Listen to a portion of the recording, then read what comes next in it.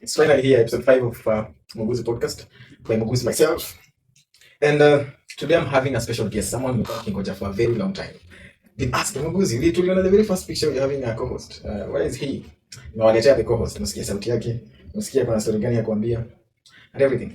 So before I even introduce him, maybe atuambie game ya Majembe ilikuwa na magani. How was the game yesterday? By the way, nilikuwa beti ya Majembe.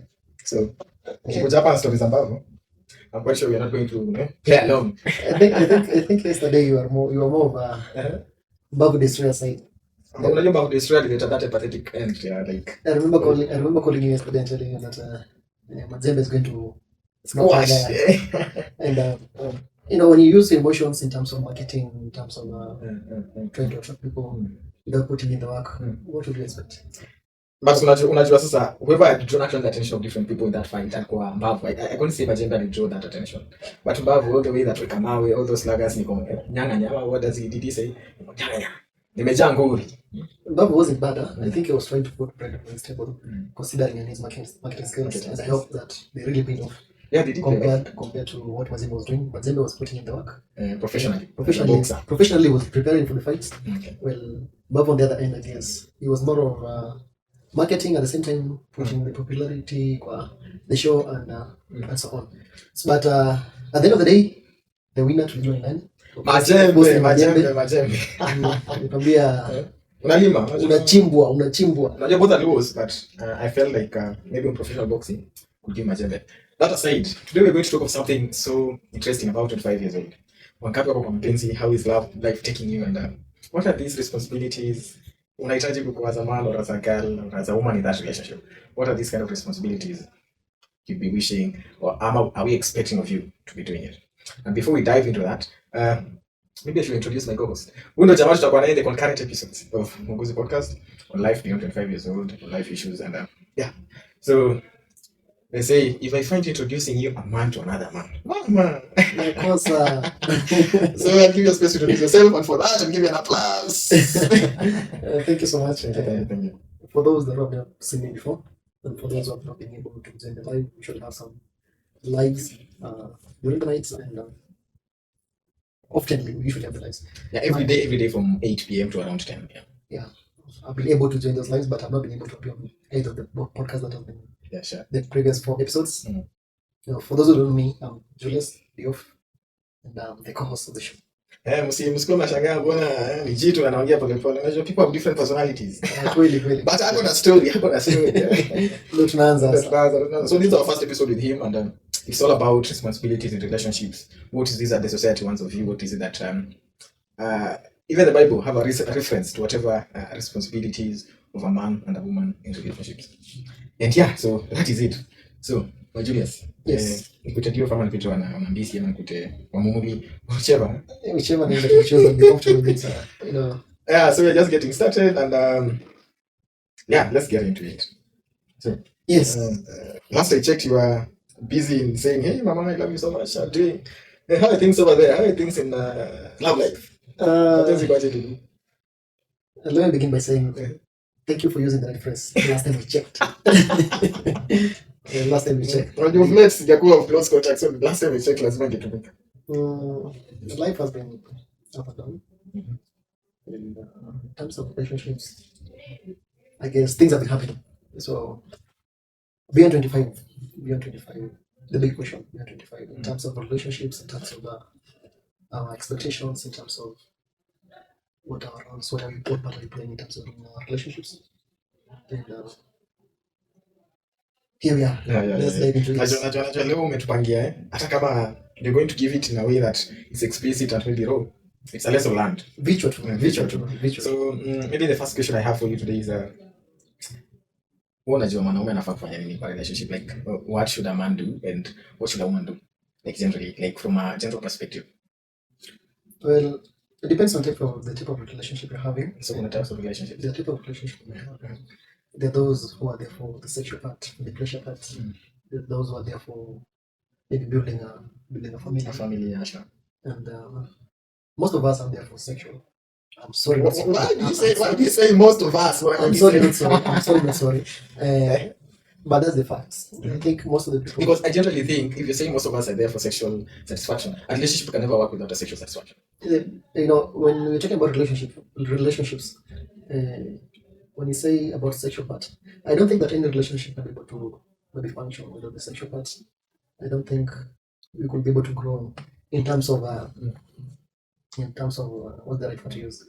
A man feeling like you're man in that relationship and feeling like you're ready in that relationship. Yes. What wanasema waiting till marriage? Don't you believe in waiting until marriage? Kuna.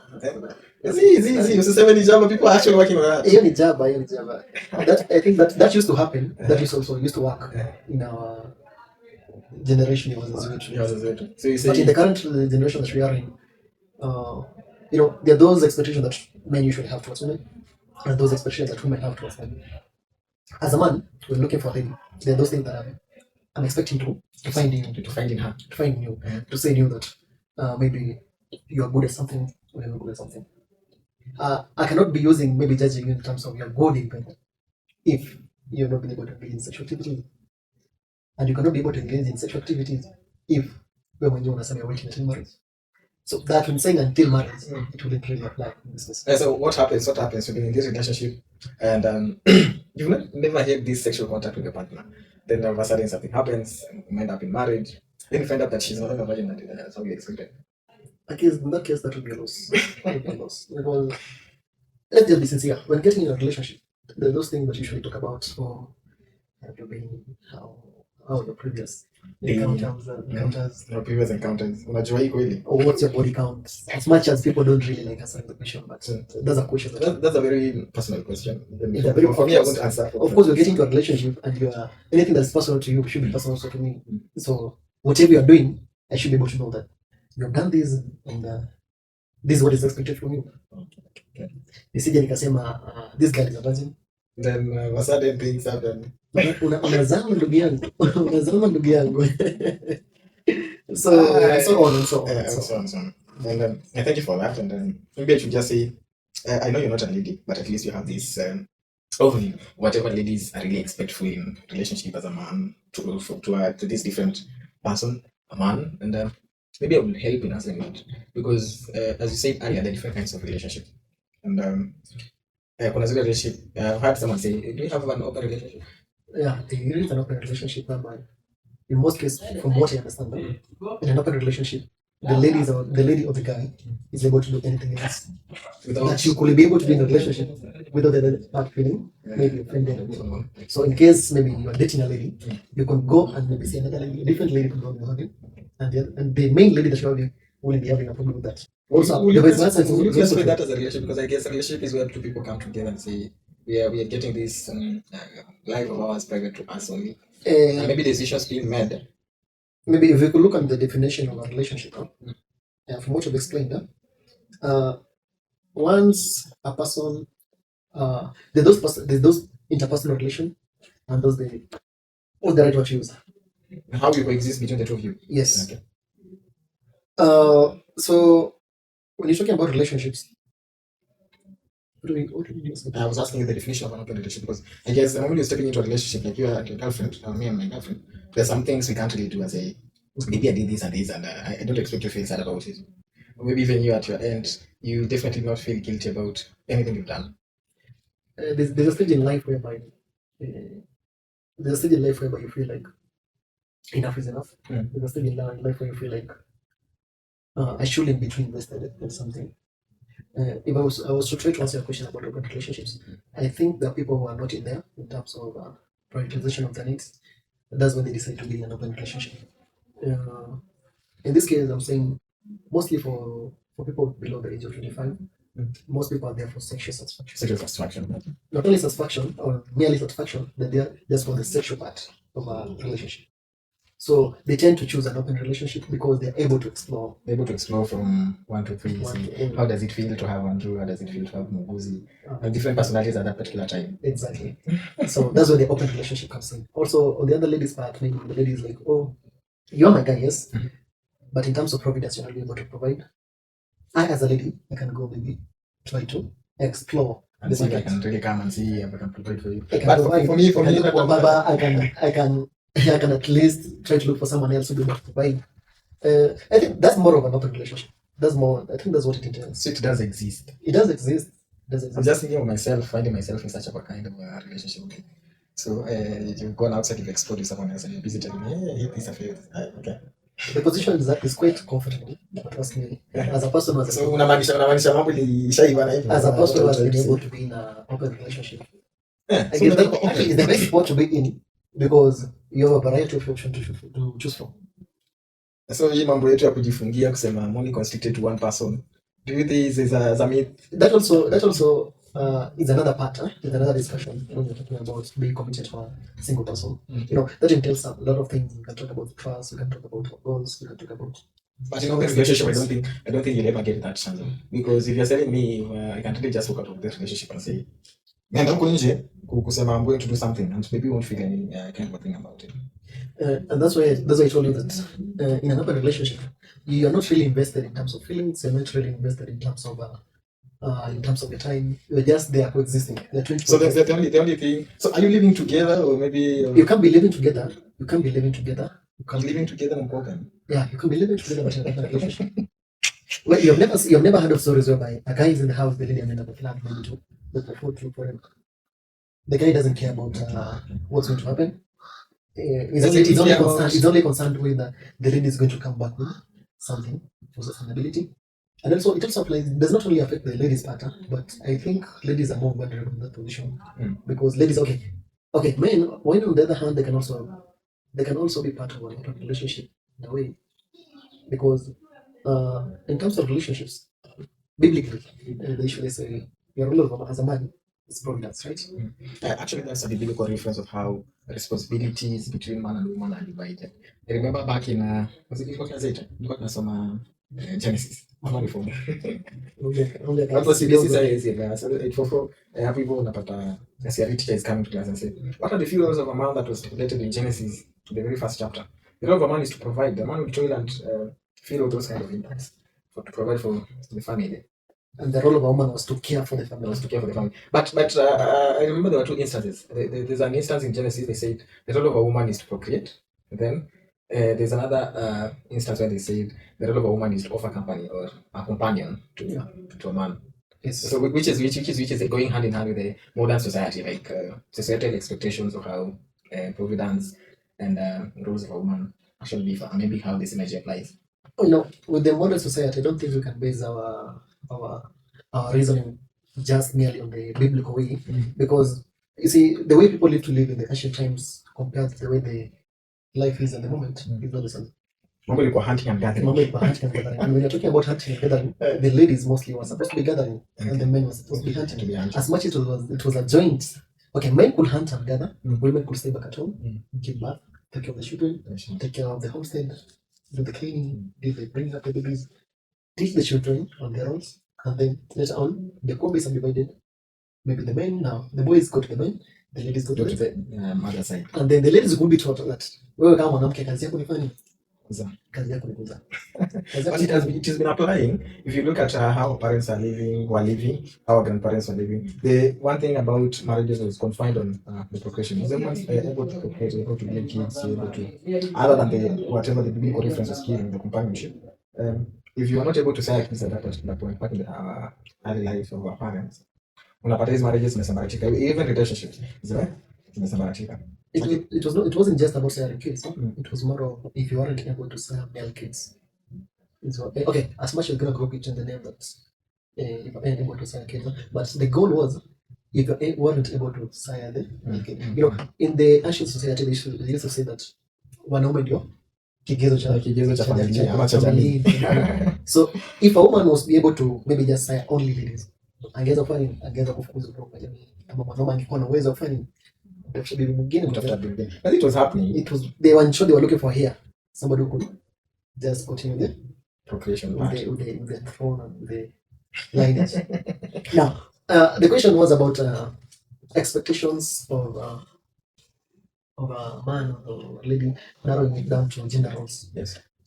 Well, it's a tough question to answer, considering we're living in a modern society. Mama bado nisikuite man, mchumba kwa wapi? It's a tough question to answer. Honestly, it's a tough question to answer, considering Sure. Our women nowadays have been been doing what you call the awakening. It's a kind of an empowerment, and I say It's awakening. it's being overdone, I guess, at some point. Yeah. So you will be able to define our roles in terms of gender, considering now those roles that were considered to be Womanly and manly. they cannot be followed. We're having male nurses. Yeah, sure, We're having male doctors. I'm one of them. I don't know he's a nurse, sorry. He's a nurse. I'm not a nurse, I'm a critical care nurse. Yeah, he's a critical care nurse.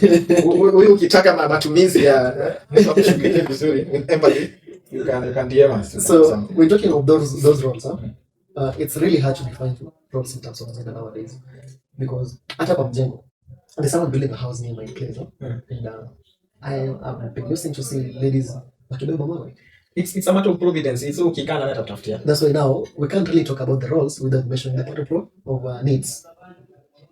Okay? Back in the day, it was a taboo for a lady to be a single mother. It was a taboo. For a lady to be a single mother. You give birth outside wedlock. Why? What's happening? Now, even in some communities, I remember, I can't really remember the exact community, but there's a documentary by MTV. If you give birth outside wedlock, kuna fukuzo. Yes. So you can check out a documentary on that, and you can see how times are really flying from our cultures to modern societies, and what things actually they're changing here. So if you are to go the biblical way, the role of a man was providence. We are talking about the security. We are talking about as much as it's going to play the part of the companionship, but the major roles are in terms of providence and in terms of security. Providence in a way that you're the one who's supposed to look for food, you're the one who's supposed to look for maybe come up with housing. You're supposed to be the leader of the family. In terms of the security, you're the one who everybody look up to, and the person is must lead the family. Wezi wakikuja wewe unafaa kumnguruma. Anasema Wewe unafaa kumnguruma kutoka kwa nyumba. Watu wajue kuna mwanaume. Kitambo tulikuwa na nyoka unasema okay I'm facing right now. Sasa hizi ukiona hata nini weevil hizi yuko kama beetle. You're running away. I should safeguard my life. There's no way I'm going to pretend I'm going to fight back to the wild animals now. Must protect my life. But now as time have changed, ladies have evolved also. They have started coming from what they consider to be a barbaric way of living, whereby they were being diminished, whereby they were being looked down upon. Then now, at least with empowerment, with the societal empowerment that is happening, ladies are now able to school. Back in the day, it was very hard even for them to go to school. It never happened. It was people attending school. They attend school because now I don't think you guys are more than 14 or 16 years of age. No, we are talking about the ancient times, the time before independence. But nowadays, things have changed. Now you can find ladies studying, ladies are doing what was considered male work. Male courses or even work. So with that, it's really not easy to define the roles of a man and the roles of a woman in the modern society. Because ladies are providing. Can we just say it is a matter of salary? Because if it's for fun, then itafanya. Yeah, I think the economy has played a big part in terms of gender division, role division, right? Because come on, pesa in this society right now, it's very complicated. And it's even tough because nowadays ladies want to say, office. Yeah, like everyone say you walk into this permanent office, you find nothing. So women actually the empowerment is working. It's working also in a good way. And I think at some point people are just I don't see the empowerment. Maybe I can call them feminists. Yes, feminists. Unapata mtu anakuambia if you're a man and you really don't have this, why should you maybe want to crave for some kind of affirmation or love from a girl or maybe a woman you're living or looking after? So it's in a cabotial in a way that there's no actual role division as it used to happen back in the days in the modern society, because a woman can really provide, can really have money, can really do. The only thing that we make it hard for a woman to do is maybe engaging that whatever act and to sire kids without the affiliate part at that particular time. Yeah, that's true. And when talking about the gender roles, there's no way of escaping it. The only problem that we have is that we have people, okay, it's not really a problem, but in our school studies, children are being taught about what used to happen back in the day and what's happening right now. So as much as okay, no, let's now be realistic. There's those ladies that are fixated on the handshake fact. There's those ladies that are opinion based on what they have grown up saying and being told. There are those ladies that will be like, I want a man, and a man will be able to provide. But also, when you come to look at it, in a deeper way, you'll find it that for those ladies who have invested more with men who can provide, the ladies that in quotes, I want a child. I want a child. Ukweli wa ukweli. Ukweli, You can't tell me there's a career woman who will sit and say that I expect the man afanye hivi. Most of the career men, when you do that for them, it comes like as a compliment to what they already have, what they already do. But now, in our division, kuna wale ambao they've been exposed, they're those who have not been exposed. For those who have been exposed, they're able to do what? Exactly. For those who are not able to, who have not been able to be exposed, they have not been able to expose the society and know that there's life beyond having a man. There's life beyond depending on someone. Those will be the one who clinging to a man should be able to blah blah blah. A man should be able to represent, a man should be able. But you can't really blame them. You see, this is a modern society. Where's Niambia? There's no girl who doesn't. So you can say, I know my rights. I know what I'm supposed to do for my boyfriend. I know what I'm supposed to do. Yeah, it's a modern society, but there's a mixture of, let me say, I don't know the right one, is it age groups and age sets? There's a mixture of in terms of exposure. You know, when you want to maybe put something to be working, saying that the role of a man is this one, the role of a woman is this one, there have to be clear guidelines and clear teachings that haji as a man kazi yako hivi, as a woman it's kazi yako hivi. But now we are living in a society whereby there's no clear guidelines. We are trying to empower people to explore every part. Nowadays there are even male strippers. Back in the day, they were not male strippers. Men strippers are corrupt. Men strippers were out. Nairobi. There are strippers. I haven't seen them. There are men out there working in clubs as waiters, walking naked. Do-re-mi, wako pale na. Acha nicheke. So you can't really say. Economy iko mbaya. Mambo ni mbaya. Because actually I've never seen a male stripper. Yeah. Are you going to hold that pole shaking off your hard ass? I'm telling you, men are out here on the table. The economy stuff, people are trying to put bread on the table, people are trying to look for the men. Maybe just a question that was not actually not part of relationship, but I think it's key. Maybe our viewers can really have an opinion about. Does whatever professional partner is doing influence how you're going to say maybe the kind of love, the kind of life you're going to live the 2 of you? So maybe you have this stripper. Are you going to date a stripper? Are you good? To date a stripper, or maybe make a stripper your wife. Essentially, you didn't know about the history. And now that also comes in terms of relationship. That brings us back to the beginning of the discussion.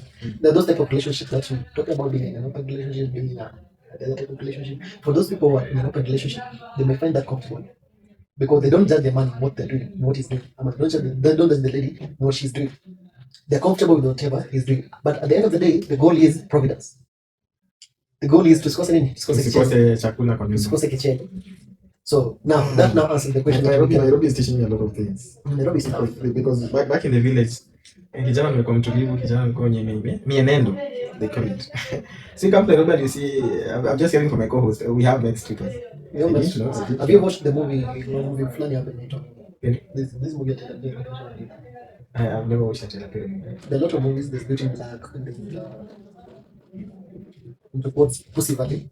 I haven't watched that. There are those type of, in those movies they're able to expose what's happening in the society. As much as the movie is not about this is a bad thing, but the movie shows you that these things exist. I'm guessing it exists in the first world countries, and I think they're happening even in Kenya. They're happening even in this Nairobi. There are male strippers club. There are female strippers club. And Kenya. So they're being paid to do that. They're being paid to do that. The last thing that people paying the audience, the people calling for private shows, the people calling for all those things that we see that. So we have vices and virtues within society. So I guess the modern society has actually classified vices as something normal to happen. Yes. If you're going back in the village, and telling someone that I should that thing like shaking off my hard ass. Come on, are you insane? Yeah, so it does happen that it's my first time hearing we have male strippers in Kenya. I'm even shocked that it's your first time because these things are happening. They're happening. It could be even be funny that you're wondering because Nairobi nikianza kupiga hapa kelele, no one will even come knock at my door and say what's happening. It might not be a male stripper, but he may be having a mama. You see, okay, that's the same thing. Okay, that is the same thing. That's what I've heard of, and I see it happen. I see it happen. So I really don't think if because everything is about survival. The way you just said, women actually getting into male roles, providence. The only thing they can do is penetrate. So providence, security, and all that. They can be able to penetrate, but the difference is they cannot be able to sire. without So a some male, some get a male married. counterpart. But in terms of penetration, there are tools. The roses and the dildos. The roses are more of, I'm not well acquainted with the functions. Ziko like there's an idea why ziko like There are those dildos, there are those things that they do in terms of penetration for the satisfaction. And more of these things are more based on those ladies consider themselves as career women. So they really can't crave or maybe submit to a man. For serious career women, they don't really need men in their lives, as they say in quotes. They consider men as an addition into their life. An addition. An addition in terms of the sexual part. Because in terms of the sexual satisfactions, they can do it with their tools. They can do it with whoever they want. But when it comes to siring children, that's where. Mambo inachangamka inakuwa changa And they're actually basing the conversation with the ladies. There are also men who are doing that. They don't want to get into. And the men who are masturbating. Unajipiga hadi unamwakia vyombo. Unajipiga hadi unamwakia vyombo. So the men who are comfortable doing that, they don't consider ladies as a factor in their life. But they're comfortable doing that. I really guess as men or maybe as human beings, at times even the animals, there's this natural selection. Yes. You never see a lion doing its own thing without looking for a woman. The same way a lioness will look for a lion. So regardless, are you sure? I'm very sure. There's some clips I can show you of cocks fucking cocks. It has really got out of hand, and I don't really. But sometimes when you come to look at it, the times have changed. I'm not really saying that. Wanyama pia wanafanya the same thing. Wanafanya the same thing. Wanafanya the same thing. When you put two lions together for a very long time, lions that have been sexually active, don't you think that you have never? Okay, let me just narrow it down to dogs. About cows. I've never seen cows. You have never seen a male cow ikinyonya njonga ya another male. I've never seen. You've never seen. Bado sijaona. So wewe unasema you need to get out. Me, I guess everything is happening naturally because natural selection adapts that a woman will look for a man. Yes. The other way around. So kama unasema even in animals it's happening, the animals of the same gender can actually satisfy themselves. Sina nakwamba. Actually that one is a bit ironical. How are they able to identify that? How is that feeling? One thing you're forgetting is that animals can also become hits. Yeah, they do. The same way human beings can be on hit. Yeah. The same way animals can be on hit. We're talking about, okay, this is a different topic in terms of what's the right word to use? The sexuality. Of course, when talking about about gayism, about LGBTQ in general, it's more of a sexual. I mean, you've been able to go to school. You've been taught that that's a sexual disorder, right? Yeah, that's a sexual disorder. It's a sexual disorder, and it's a disorder in a way that why is it that something that most of the population are considering abnormal? Why is it normal to you? Yeah. How is it a disorder? There's no way in natural selection as a human you're being born as a man, you're being born as a woman. You are never brought up saying that. So at the end of the day, whoever gave birth to me, so me and you we're going to stay out. So we're going to. Even when God was creating us, He created a man and woman to actually to offer companionship and procreation to each other. So kiaza kuniambia I'm gay and you're happy about it, I say that it becomes a problem. For me, I look at you with a different angle. But you see that those agendas are being forced. If you're a gay guy, I should be comfortable with you because there's a choice. That's a sexuality. I really can't get comfortable around you. I also can't get comfortable. I'm not saying that I'm against it. That's true. I'm against it, but I'm not saying that I'm against you as a person. But I'm against whatever you're doing. They're personal choices. Yeah, your personal choices. And because you can't consider you as a guy, your preference is someone's ass. Like, not only someone's ass. Your preference is your fellow man's ass. That's why it's a disorder to me, but it's a personal decision. But it's not a disorder to you. It's a disorder to everyone. But soon as we have NGOs, we have different forums championing about LGBT and all that. They're actually fighting for the inclusivity within the society. Now that's what I'll tell you. There's those organizations that are trying to push for the agenda.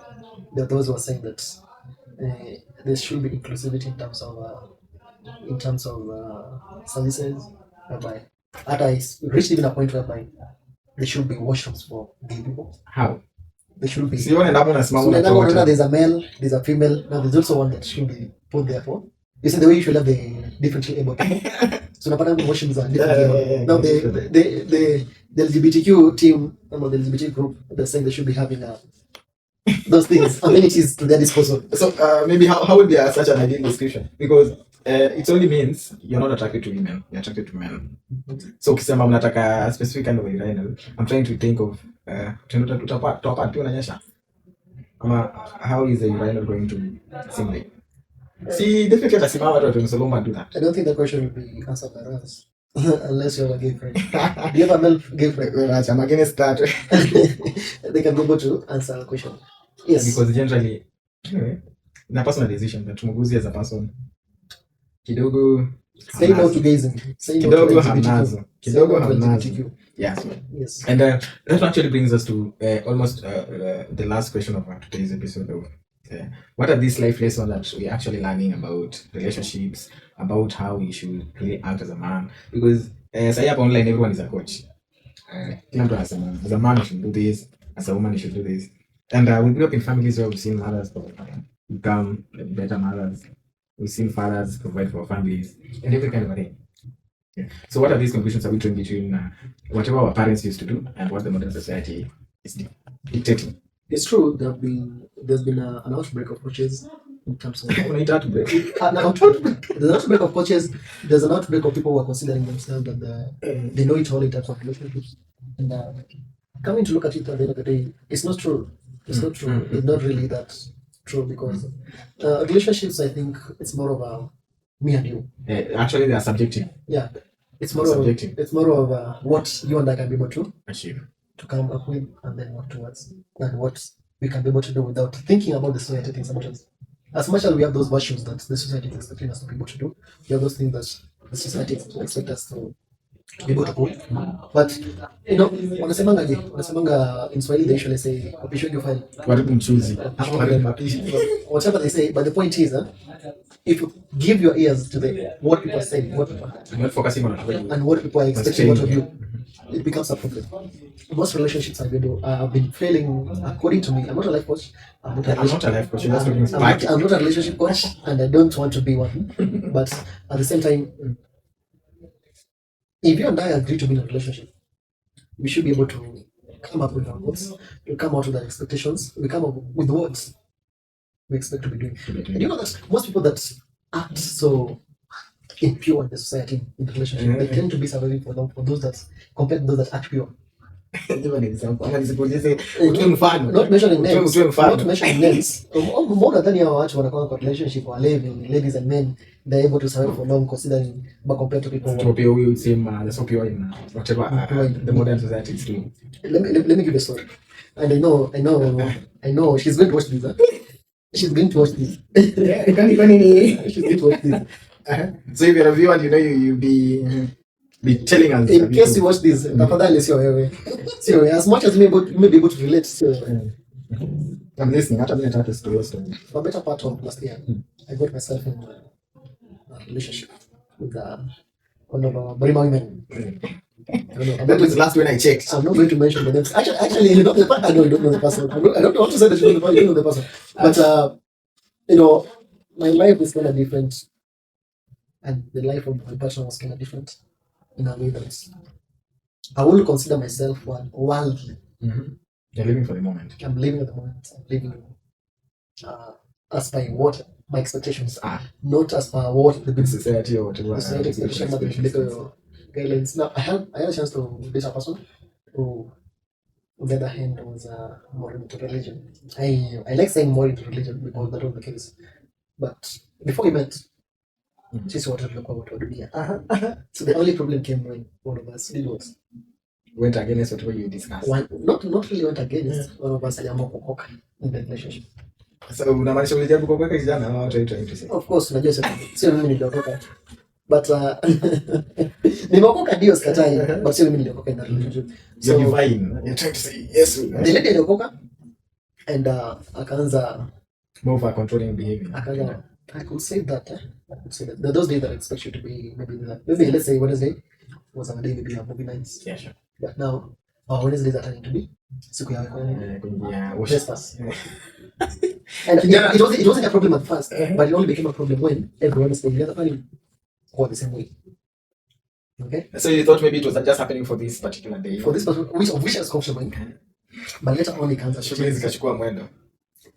I'm not a virgin. She wasn't a virgin. So the frequency in which things will happen also started changing. Ukaona ni kama shamba.